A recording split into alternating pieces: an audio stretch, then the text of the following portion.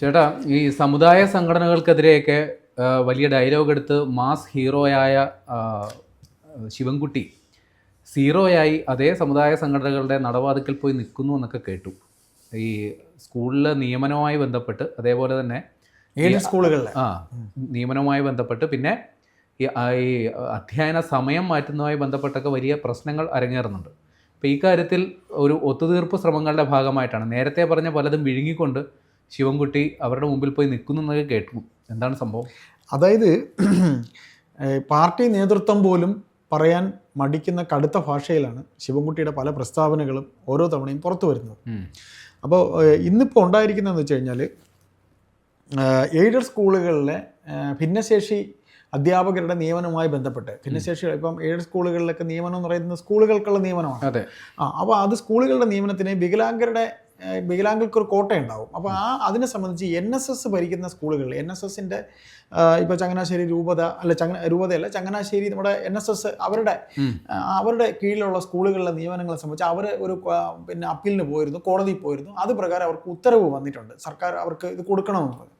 അപ്പോൾ ആ ഉത്തരവ് കിട്ടിക്കഴിഞ്ഞപ്പോൾ അവർക്ക് സ്കൂളുകളിൽ അത് പ്രകാരം നിയമിക്കാമെന്നുള്ളപ്പോൾ അത് തങ്ങൾക്കും കൂടെ ബാധകമല്ലേ എന്ന രീതിയിൽ സഭ, ഇപ്പോൾ ക്രിസ്ത്യൻ സഭകളുടെ സ്കൂളുകളുണ്ട്, എയ്ഡഡ് സ്കൂളുകൾ, അവർക്കും ഇത് ചെയ്തുകൂടെ എന്ന ചോദ്യം അവർ ഉന്നയിച്ചപ്പോൾ നിങ്ങൾ പോയി വേറെ നിങ്ങളത് ഉണ്ടാക്കിക്കൊണ്ടു പോവാ, അവരെല്ലാം ഉണ്ടാക്കിൻ്റെ കൂടെ നിങ്ങൾ ഒട്ടണ്ട എന്ന രീതിയിൽ എന്തോ കടുത്ത ഭാഷയിൽ ശിവൻകുട്ടിയുടെ ഡയലോഗ് കഴിഞ്ഞ ദിവസം അടിച്ചു. അത് ഭയങ്കര ശിവൻകുട്ടി ഈ മാസ് ഡയലോഗൊക്കെ അടിക്കുമ്പോൾ മന്ത്രി ശിവൻകുട്ടി പഴയ ശിവൻകുട്ടി അണ്ണനായി. അതെ, പഴയ ശിവൻകുട്ടി അണ്ണൻ കയറി അങ്ങ് അടിച്ചപ്പോൾ അപ്പോൾ അതങ്ങ് പഞ്ചായി. അത് അങ്ങനെ സ്കൂളുകളിലൊന്നും ഞങ്ങളെ വിരട്ടാൻ നോക്കണ്ട, ഉത്തരവുണ്ടെങ്കിൽ ഉത്തരവ് വാങ്ങിച്ചോണ്ട് പോവാ എന്നൊക്കെ പറഞ്ഞ് അദ്ദേഹം ഒരു ചട്ടമ്പി സ്റ്റൈലിലൊക്കെ പറഞ്ഞു. പക്ഷേ ഇന്ന് അദ്ദേഹം ചങ്ങനാശ്ശേരിയിൽ ഈ പറയുന്ന ചങ്ങനാശ്ശേരി രൂപത ബിഷപ്പിനെ കാണാനായിട്ട് പോയി.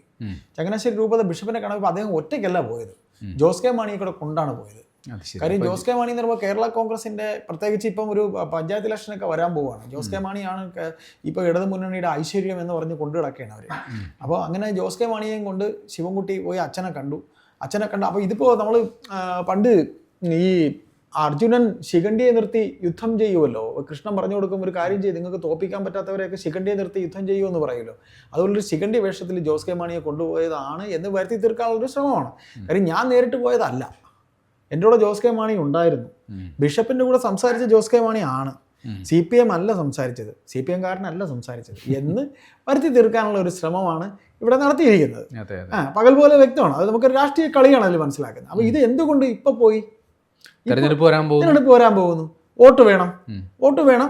അപ്പോൾ അത് ബഹുമാനപ്പെട്ട ശിവൻകുട്ടി അണ്ണൻ്റെ അടുത്ത് പിണറായി വിജയൻ ചോദിക്കുകയാണെങ്കിൽ, ബഹുമാനപ്പെട്ട മുഖ്യമന്ത്രി ചോദിക്കുകയാണെങ്കിൽ നീ എന്തിനുടെ ആവശ്യമില്ലാത്ത ഈ വർത്താനമൊക്കെ പറയാന്ന് ചോദിച്ചാൽ ഞാൻ തന്നെ പോയി ജോസ് കെ മാണിയും കൊണ്ടുപോയി സംസാരിച്ചിട്ടുണ്ട് കേട്ടോ,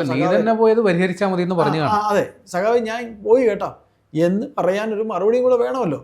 അതിനുവേണ്ടിയാണ് അദ്ദേഹം ഇപ്പം കൂടെ കൊണ്ടുപോയിരിക്കുന്നതും സംസാരിച്ചിരിക്കുന്നു. അപ്പോൾ ഇത് നമ്മൾ പറയുമ്പോൾ പ്രേമ തുടക്കത്തിൽ പറഞ്ഞ ഒരു കാര്യം കൂടെ ഉണ്ട്. അതായത് ഈ മദ്രസ ക്ലാസ്സുകളുടെ സമയം, മദ്രസ ക്ലാസ്സുകൾ ഉള്ളതുകൊണ്ട്, മതപഠന ക്ലാസ്സുകൾ ഉള്ളതുകൊണ്ട് സ്കൂൾ സമയത്തിൻ്റെ വ്യത്യാസത്തെ സംബന്ധിച്ച് ഒരു ഭയങ്കരമായ ഒരു അഭിപ്രായം ഉണ്ടായിരുന്നു. അപ്പോൾ സ്കൂൾ തുറക്കുന്ന സമയവും സ്കൂൾ ക്ലാസ് തുടങ്ങുന്ന സമയവും അടയ്ക്കുന്ന സമയത്തെ സംബന്ധിച്ചും ഉണ്ടായിരുന്നു. 1 മണിക്കൂർ അങ്ങാണ്ട് അധ്യയന സമയം വർദ്ധിപ്പിക്കാനാണ് തീരുമാനം. അതെ, അങ്ങനെ തീരുമാനം നടക്കുന്ന സമയത്ത് ഒരു സംഘടനയ്ക്ക് മുന്നിൽ ഞങ്ങൾ തോക്കൂല, ഒരു സംഘടന അങ്ങനെയൊക്കെ പറഞ്ഞാലൊന്നും കേൾക്കില്ല, അതൊക്കെ അവർ കൈയിരിക്കത്തേ ഉള്ളൂ എന്നൊക്കെ പറഞ്ഞ ശിവൻകുട്ടി അണ്ണൻ ഇതെല്ലാം കഴിഞ്ഞിട്ട് കഴിഞ്ഞ ഒരു മാസത്തിന് മുമ്പ് എങ്ങാണ്ട് ഇവർ പറഞ്ഞ് അത് സാമുദായിക സംഘടനകൾ പോയി കാണട്ടെ, അവർ ആദ്യം തണുക്കുന്നത് അവർ വരണമെങ്കിൽ വരട്ടെ, സംസാരിക്കണമെങ്കിൽ സംസാരിക്കാം, അടുത്ത പിന്നെ എന്താ വർത്താനം അങ്ങനെ പറഞ്ഞിട്ടില്ല. അത് കോടതിയുടെ അഭിപ്രായമാണ്, എൻ്റെ അഭിപ്രായമല്ല, അവർ സംസാരിക്കാൻ പറ്റും. അപ്പോൾ ഇത് ഇങ്ങനെ നിരന്തരം ഈ പറയുന്ന രീതിയിൽ ശിവൻകുട്ടിയുടെ പ്രസ്താവനകൾ മാറിക്കൊണ്ടിരിക്കും. ഇതുകൊണ്ടൊന്നും കഴിഞ്ഞില്ല.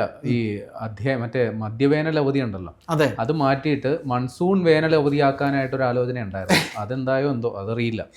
അപ്പോൾ സമഗ്ര രണ്ടാം മുണ്ടശ്ശേരി ആകാനായിട്ടൊരു ശ്രമം നടത്തുകയാണോ ശിവൻകുട്ടി എന്നൊരു ചോദ്യമുണ്ട്. അല്ല, രണ്ടാം മുണ്ടശ്ശേരി അല്ല അദ്ദേഹം. നമ്മൾ കഴിഞ്ഞ കുറച്ച് നാളുകളായി ശ്രദ്ധിക്കുമ്പോൾ നമുക്ക് മനസ്സിലാവുന്ന ഒരു കാര്യം എന്ന് വെച്ചാൽ അദ്ദേഹം ഒരു PR വർക്കിന്റെ മേഖലയിലേക്ക് തിരിഞ്ഞിട്ടുണ്ടോ എന്നൊരു ശ്രമം. കാര്യം മന്ത്രിമാരുടെ ഇടയിൽ ആരും ഈ കഴിഞ്ഞ കുറേ കാലയളവിൽ, ഇപ്പം റിയാസ് ആണെങ്കിൽ നിശബ്ദനാണ്.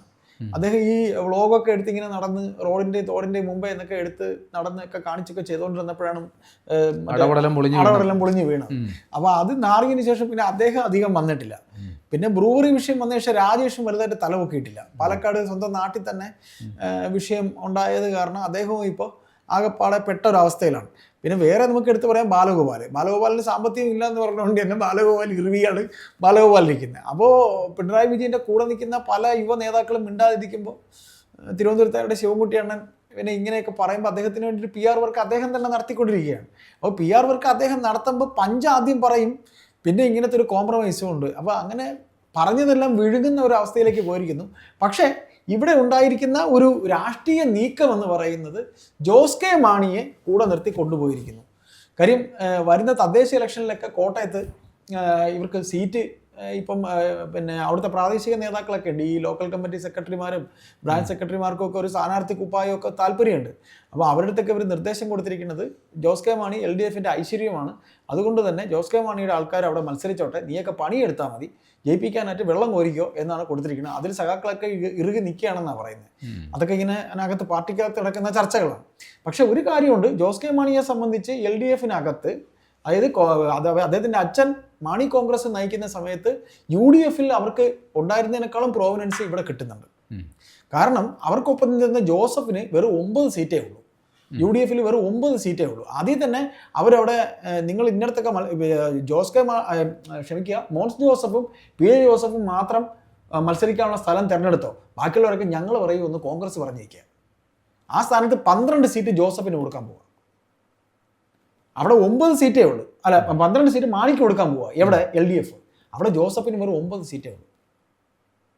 മനസ്സിലായില്ലേ? കേരള കോൺഗ്രസ് ഒരുമിച്ചായിരുന്നു മാണി സാറും ജോസഫ് ഇപ്പം. പക്ഷെ അത് മറ്റേ താരതമ്യം ചെയ്തിട്ടല്ലേ, ശക്തി ദൗർബല്യങ്ങൾ നോക്കിയിട്ടായിരിക്കുമല്ലോ സീറ്റ് കൊടുക്കുക. UDF മോൻസിനും PA ജോസഫിനും മാത്രമേ നിങ്ങൾക്ക് ഇഷ്ടമുള്ള സീറ്റ് എടുക്കാം, ബാക്കി ഞങ്ങൾ പറയും. തൃക്കരിപ്പൂര് നീയൊക്കെ നേരത്തെ മത്സരിച്ചിട്ടുണ്ടെന്ന്, നീയൊക്കെ മത്സരിക്കേണ്ട. പൂഞ്ഞാറും നീയൊക്കെ മത്സരിക്കേണ്ട, ഞങ്ങൾ പറയും എന്നാണ് ജോസഫ് ഗ്രൂപ്പിന് കോൺഗ്രസ് കൊടുത്തേക്കുന്ന നിർദ്ദേശം. ആ സ്ഥാനത്ത് 12 സീറ്റിലാണ് മാണി സാറിന് വേണ്ടി, ജോസ് കെ മാണിക്ക് വേണ്ടി CPM കൊടുക്കാൻ പോകുന്നത്.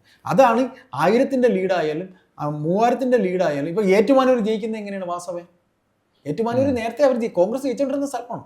കോട്ടയത്തും പത്തനംതിട്ടയിലും ഒക്കെ ഇപ്പോൾ ജയിക്കുന്നത് ജോസ് കെ മാണി കൂടെ വന്ന ശേഷമാണ്.